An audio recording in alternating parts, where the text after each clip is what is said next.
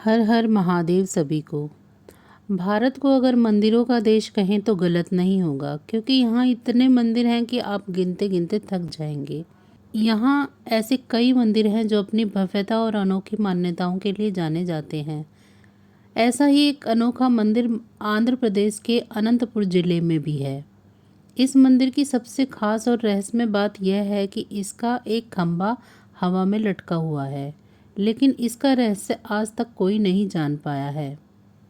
इस मंदिर का नाम लेपाक्षी मंदिर है, जिसे हैंगिंग पिलर टेम्पल के नाम से भी जाना जाता है। इस मंदिर में कुल 70 खंबे हैं, जिसमें से एक खंबे का जमीन से जुड़ाव नहीं है।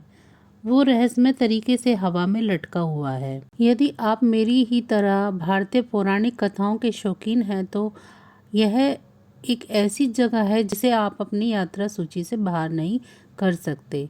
बेंगलोर से कुछ घंटे की ड्राइव पर वीरभद्र, जिसे लेपाक्षी मंदिर के नाम से जाना जाता है, आंध्र प्रदेश के अनंतपुर जिले में स्थित है। 1533 ईस्वी में विजयनगर के शासकों द्वारा निर्मित यह अपनी शानदार वास्तुकला के लिए प्रसिद्ध है, जिसे देखकर आपकी सांसें थम जाएंगी। यह मंदिर अपनी आकृतियों के साथ साथ विजयनगर की भव्यता का एक उदाहरण है। इतिहास और विरासत से प्यार करने वालों को इसे एक बार जरूर देखना चाहिए। यह जानना दिलचस्प है कि इस स्थान का नाम कैसे पड़ा। स्थानीय मान्यता के अनुसार यहाँ पर जटायु रावण से युद्ध करते हुए यहाँ की एक चट्टानी पहाड़ी पर गिर गया था। जब राजा राम उस स्थान पर पहुंचे तो उन्होंने करुणापूर्वक लेपाक्षी शब्द बोले, जिसका तेलुगु में अर्थ है उठो पक्षी। इस प्रकार इस स्थान को लेपाक्षी के नाम से जाना जाने लगा। एक और मान्यता है कि विजयनगर साम्राज्य के कोषाध्यक्ष वीरूपन्ना को राजा की अनुमति के बिना वीरभद्र मंदिर का निर्माण करके किए गए अपराध की सजा के रूप में अंधा होना पड़ा था। इसीलिए इस जगह का नाम लेपाक्षी पड़ा, जिसका अर्थ है अंधों का गांव। विशाल मंदिर का परिसर। जैसे ही आप मंदिर के अंदर कदम रखते हैं तो आपको पत्थरों की दीवारों और खंभों पर सचित्र चित्रण के माध्यम से विजयनगर साम्राज्य की झलक देखने को मिलती है। मंदिर के प्रवेश द्वार पर परिसर में वीरभद्र, विष्णु, पापनेश्वर, लक्ष्मी, गणेश और दुर्गा की मूर्तियां हैं। हालांकि प्राथमिक वीरभद्र और दुर्गा हैं। प्रत्येक मंदिर एक मंडप से जुड़ा हुआ है। आपको एक प्रांगण भी दिखाई देगा जो मुख्य द्वार के चारों ओर फैला हुआ है। यह सभी तरफ से बरामदे के साथ करीने से सिरेखित है। वहाँ अनंत स्तंभ है, सभी विस्तृत रूप से नक्काशीदार हैं। भित्ति चित्र जटिल और रंगीन हैं, जिनमें रामायण, महाभारत और पुराणों के दृश्य हैं। इससे भी अधिक आश्चर्य की बात यह है कि इन प्राचीन चित्रों का अब भी जीवित रहना। अनोखा शिवलिंग। मंदिर के प्रांगण में एक विशाल शिवलिंग है जो कई फन वाले सांप के नीचे आराम से बैठा हुआ है, जो सामान्य सांप जैसा नहीं है जिसे वह अपने गले में आभूषण के रूप में पहनते हैं। इसके बजाय यह आपको विष्णु के विश्राम स्थल शेषनाग की याद दिलाता है। लटकता हुआ स्तंभ मंदिर का एक दुर्लभ आकर्षण है। जाहिर है खंबे के आधार और जमीन के बीच थोड़ा सा गैप है, जिसमें से एक पतला कपड़ा या कागज गुजारा जा सकता है। ऐसा माना जाता है कि स्तंभ थोड़ा खड़ा हुआ है और केवल एक तरफ से जमीन को छूता है। हालांकि आप इसे अपनी आंखों से शायद ही देख सकें।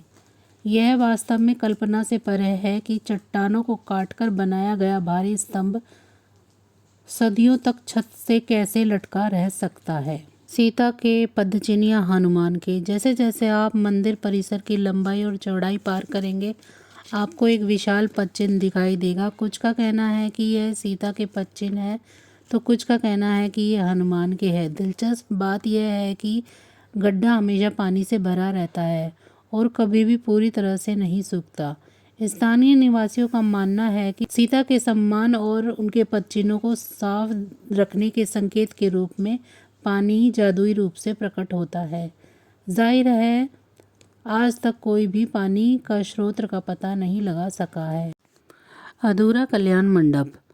शिवलिंग को पार करने के तुरंत बाद आपको एक खुली हवा में खंभों वाली संरचना दिखाई देगी, जिसकी हर खंभे पर सुंदर नक्काशी है, जिसमें शिव और पार्वती के विवाह को दर्शाया गया है। जाहिर है यह एक अधूरा कल्याण मंडप या विवाह कक्ष है।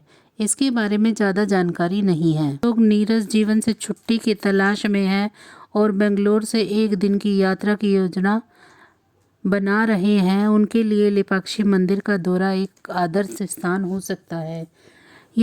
इस मंदिर में जाने के बारे में सबसे अच्छी बात यह है कि भले ही आप वहां प्रार्थना करने के लिए नहीं, फिर भी आप किसी ऐतिहासिक स्थल पर एक पर्यटक की तरह परिसर में स्वतंत्र रूप से घूम सकते हैं।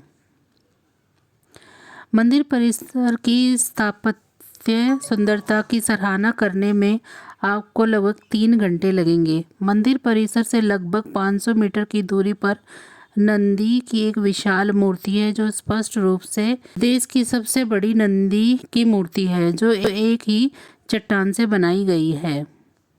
सड़क के ठीक उस पार आपको जटायु थीम पार्क मिलेगा। यहाँ तक कि अगर आप थका हुआ महसूस करते हैं तो इसे मिस करना चाहते हैं, तो आप दूर के एक विशाल चट्टान पर बैठे विशाल पक्षी की मूर्ति को मिस नहीं कर सकते।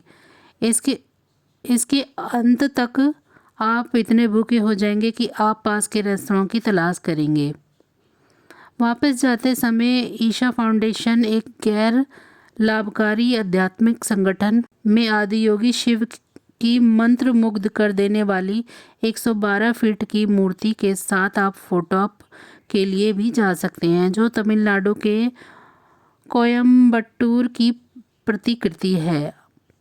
आप यहाँ अपना दोपहर का भोजन भी कर सकते हैं। यहाँ की कैंटीन स्वादिष्ट डोसा, लेमन राइस और बहुत कुछ परोसती है, जिसका आप घर जाने से पहले जी भरकर आनंद ले सकते हैं। तो बस आज की जानकारी इतनी ही थी। आपको ये जानकारियाँ कैसी लग रही हैं, प्लीज़ कमेंट बॉक्स में ज़रूर बताएं। अगर आपको मेरी जानकारी अच्छी लग रही है तो मेरी वीडियो को लाइक करें। मेरे चैनल को सब्सक्राइब नहीं किया है तो मेरे चैनल को सब्सक्राइब कर लें और बेल आइकन को ज़रूर प्रेस कर लें, ताकि आपको मेरी हर वीडियो का नोटिफिकेशन मिलता रहे। और कमेंट बॉक्स में हर हर महादेव ज़रूर लिखें। अब मुझे दीजिए इजाज़त। आप सभी का बहुत बहुत धन्यवाद।